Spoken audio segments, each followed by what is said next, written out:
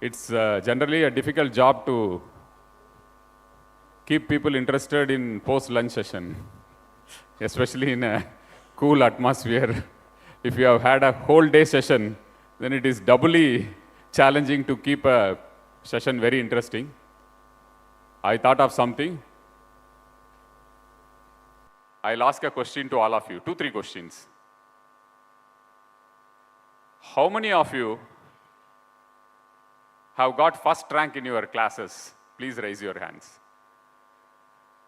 Wow, wow, I'm very scared. Okay. How many of your children have got first rank in some class or other? Wow, some of them have raised for both. Very good. Okay. How many of you in your field feel you are number one in your field? Please raise your hands. Okay, good. Don't, no half-hearted attempt. Okay, how many of you want to be number one in your field? That is an easy question. Great, thank you. We all know how difficult it is to reach the top, how difficult it is to get that number one, rank number one, whether it is class 5B section or class 10A section, or you take the entire class or the school. It's always difficult to get that number one spot. Sometimes people say you are lucky, sometimes people say that by accident you get it, sometimes people say that, oh, this guy has done hard work and we all know that he will come as number one. Sometimes, like me, people say, my teacher told when I topped the national entrance for IRA, agriculture, one of my teachers joked and said, when did they give you the question paper? Previous night or in the exam hall? So it varies from person to person. But the point is, to get number one has to really work hard. One has to sacrifice. One has to have that strong determination. We might have seen in our children that burning desire, that commitment. Oh, Kumar has come number one this time. He is just breathing in my neck. Next month, I will beat him. Every month is a struggle. Every year is a struggle. It starts from class 1 or pre-KG, and it continues even now. And it continues in every form possible. And we always want to be the number one, whether it is sports, whether it is recreation, whether it is education, whether it is industry, whether it is skill, everything. But to reach that number one and to maintain that is one of the toughest challenges one faces. Now imagine to come to number one in a classroom or a school or a district, you have to put so much effort, sacrifice so much. Here is a person who is number one in the country. Number one in the country. I remember the first time when he became number one. It was 2003. India Today's ranking came, and he was ranked as the number one chief minister in the country. It was 2003. Why I remember? Because I was sub-collector in a subdivision called Dharamgarh in Kalahandi. He had come to Kalahandi with the India Today, because that day India Today had come. Maybe he had got it in the airport or something and carried it, and he was seeing it and discussing. That's how I remember. So from 2003 to 2024, it's 2 decades. And he has maintained that number one for 20 years. 20 years.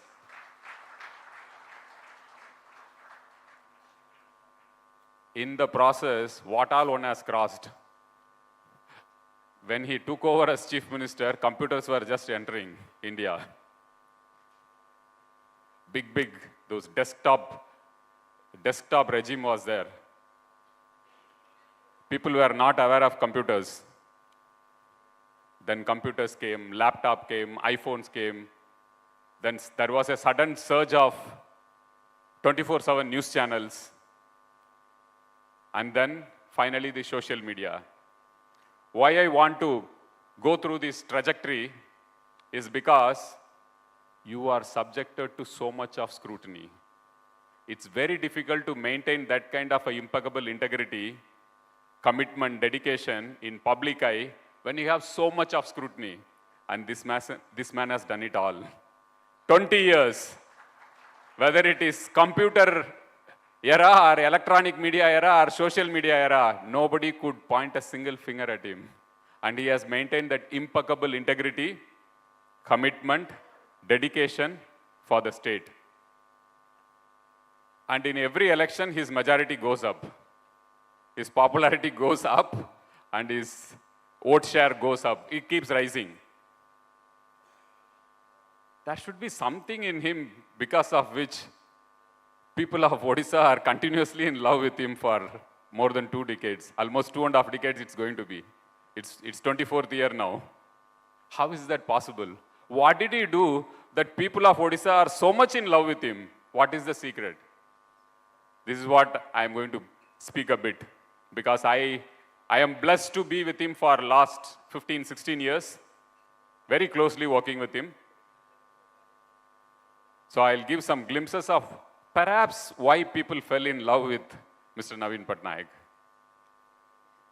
When he took over as Chief Minister of Odisha, Odisha was known for poverty and starvation. Odisha was a food deficit state. Odisha was dependent on other states for its own food security. It was ravaged continuously by cyclone, super cyclone, floods, and it was known for mishandling floods and super cyclones. In fact, in 1999, more than 10,000 precious lives were lost, and Odisha's economy was broke. Odisha was in shambles, and Odisha's economy was in doldrums. Odisha government was not able to pay salary for its own staff for 6 months, 3 months. Were dependent on RBI to release that overdraft to pay its own salary. That was the stage at which the Chief Minister took over as the CM of Odisha. So he kept 3 important targets. The first target was, I can't stop cyclones and super cyclones from hitting Odisha. It's a coastal state, and we have a large coastline, and the state is located in the neck of a peninsula, which has the highest exposure to any natural calamity. So he decided, let cyclones come, but people of Odisha will have the courage to see through the cyclone, look at the eye of the cyclone, and survive and flourish. How did he do that? He did a vulnerability mapping of the entire coast. He engaged IITs, did a vulnerability mapping of the entire coast, found out if the wind speed is this much, how much will be the wave rise, and how much water will come up to where the water will come. If the wind speed is this much, how much flooding will... He did a complete scientific vulnerability mapping of the entire coast. Took scientific inputs, placed cyclone shelters and flood shelters at critical points.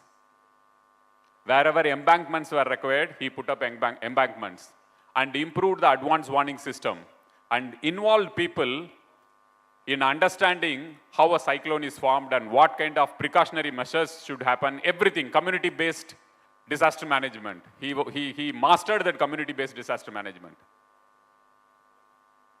So he did everything in the coast. In 2012-13, we had a super cyclone called Phylin. The prediction was 250 kilometers per hour cyclonic wind speed.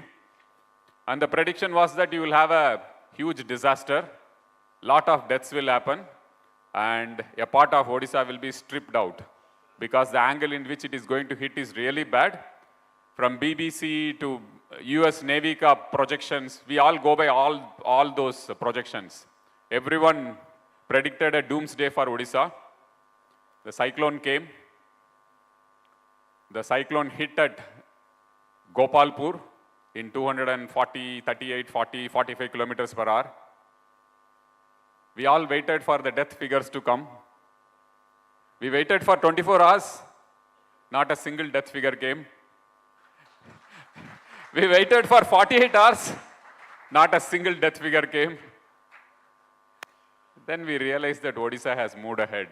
Odisha has seen the cyclone through its eyes and moved ahead. This is what Naveen Patnaik did in 12 years. So that was one of the biggest challenges he faced, cyclone. After that, we had Fani in 2000, which year is that? 2019, we had Fani. Vinyl, that clip. 2019, we had Fani. And after you can see that. In Fani, the cyclone was changing its trajectory often. It was supposed to hit Tamil Nadu, then it was supposed to hit Andhra.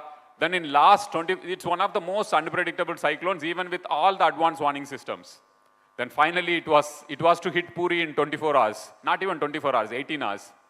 Odisha evacuated 1 million people in 14 hours straight. 1 million people. See the kind of infrastructure, see the kind of manpower mobilization, see the kind of sensitiveness the community-based disaster management has got. And for that, Odisha got a front page editorial in New York Times. How do you save 1 million people from a cyclone? I don't agree for the second part. I agree for the first part. So we had editorials in all the leading newspapers of the world. And the Honorable Chief Minister was awarded for specializing, benchmarking, setting global benchmarks in cyclone management by the United Nations. First time, a regional government or a provisional government or a state government is awarded with a UN award for managing cyclones. It is generally given to the national government. First time an award, recognition was given to a state. He became number one. He became number one in disaster management, not in the country, but in the world. Odisha is known for its disaster management practices. Then his next biggest challenge was poverty. Odisha was suffering with almost 70% poverty. 2/3 of the population was below poverty line. So he took it as a challenge. He invested heavily in agriculture. So both are interlinked. We were also dependent on other states for our own food security. Only if Punjab and Haryana will send us railway wagons, we will have our public distribution system running. Otherwise, we have to wait. If 2 months there is a train delay, wagon is not available, then our people have to wait for public distribution system, rice distribution to happen. The Chief Minister decided that he will introduce latest technologies in agriculture.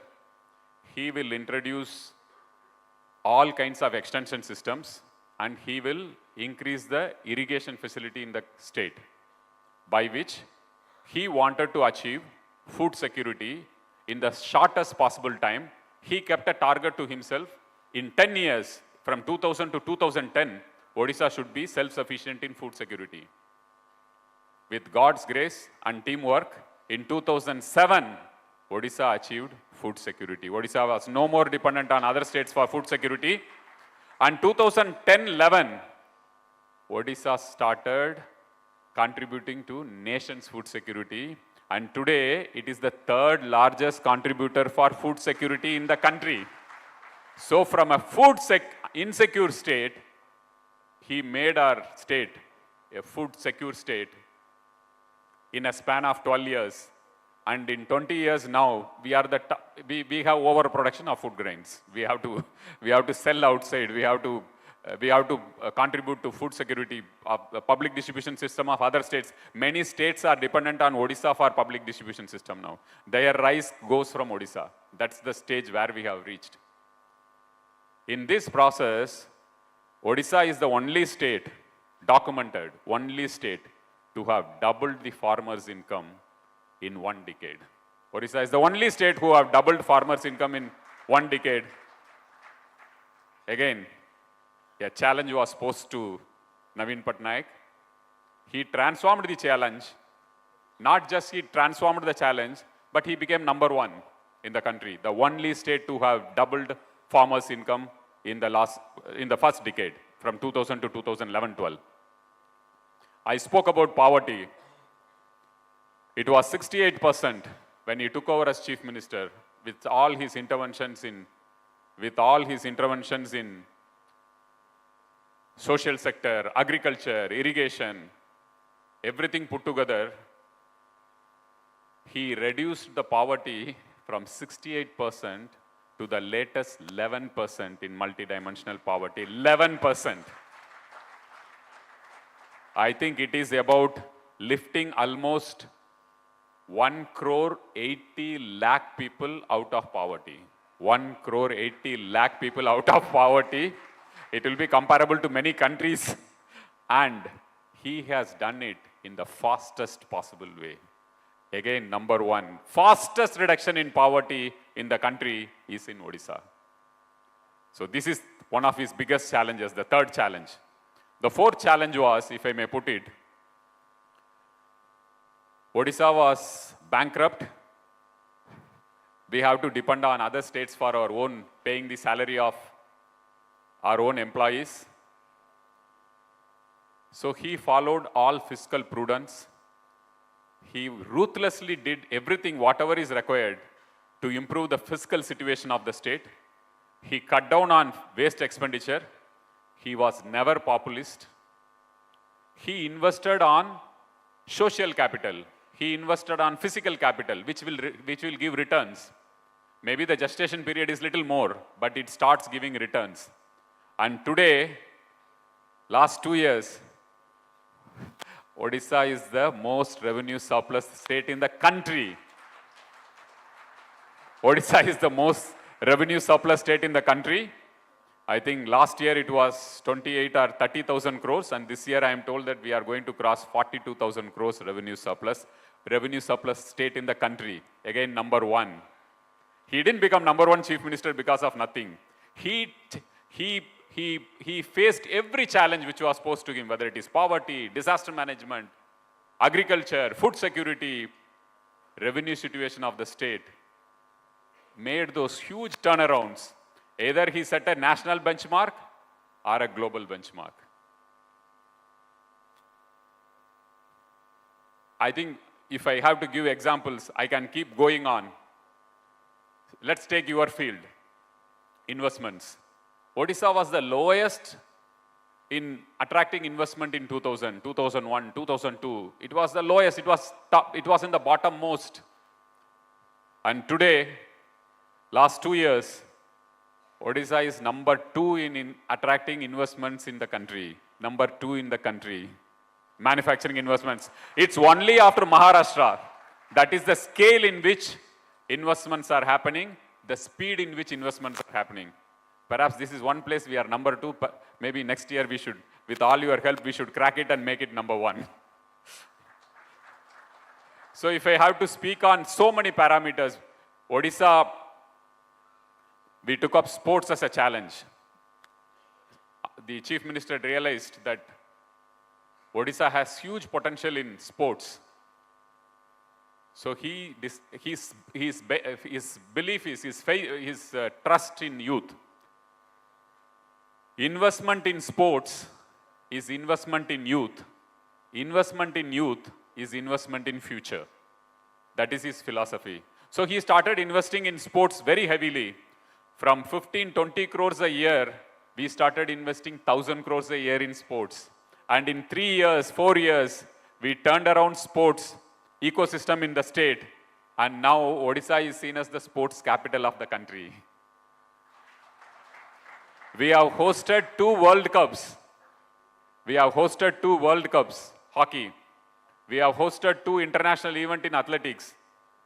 We are the only state in South Asia to have an indoor athletic stadium. Our aquatic complex is the best in the country and perhaps the best in the world. That is the kind of infrastructure we boast on sports. In fact, when Hockey World Cup was to be held for the second time, I'll just give an example of how determined Chief Minister is when he wants to do something. When Hockey World Cup was decided to be hosted in Odisha for the, India for the second time. So when India gets it, then they requested Odisha to host it. So when the request came to host Odisha, Hockey World Cup in Odisha, the Hockey Federation thought we'll host it in Bhubaneswar, which has all infrastructure, air connectivity, hotels are there, everything is there, players, facilities, everything. But the Chief Minister decided that there is a district called Sundargarh in Odisha, which is known for hockey, and at some point of time, half of the national team was from one district. Half of the Indian national team, hockey team, men, women, everyone was from one district called Sundargarh. So he decided, as a tribute to the hockey-loving people of Sundargarh, I should host the World Cup in Sundargarh, Rourkela. Many of you would know Rourkela. He wanted to host it in Rourkela. When he decided to host in Rourkela, there was no stadium in Rourkela. There was no hotel for players to stay in Rourkela. There was no practice pitch in Rourkela. There was no airport in Rourkela. This I am talking about was 2021. Sorry, 20. Just before the COVID happened. So then COVID happened. We started the work on building a stadium, building an airstrip, building hotels for the players. There was a challenge that with COVID and with lockdown and everything, whether we should be able to host it in Rourkela. The Chief Minister decided, I will put all my might. This is a challenge for all of us. My team will deliver and we'll make world's largest hockey stadium in a record time. Can we have the video, please? Odisha made the world's largest seated hockey stadium. Audio? A feat of engineering, 15 marks, with a world record, over 20,000 seating capacity. The stadium, one of the best that I've ever seen. Welcome to the Hockey World Cup 2023. Watch Superstructures, Honda Hockey Stadium, Larkhill, 15th March, Wednesday, 8 p.m. on National Geographic.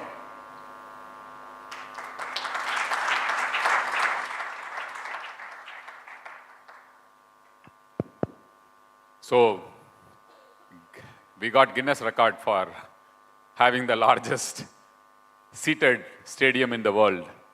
And that too in spite of COVID, with all the limitations, all this stuff come from all over the world. You have got shipments coming from Italy, from Europe, from all over the world. The floodlights have to come from somewhere. The AstroTurf has to come from somewhere. But everything was done in clock precision. And it was delivered in time. If you want to have an international event, your certification has to be done at a particular time. You need a buffer time to do the certification. It was all done as per timeline and dateline. That is the commitment with which the team Odisha delivered. This is an example of what we have done in sports.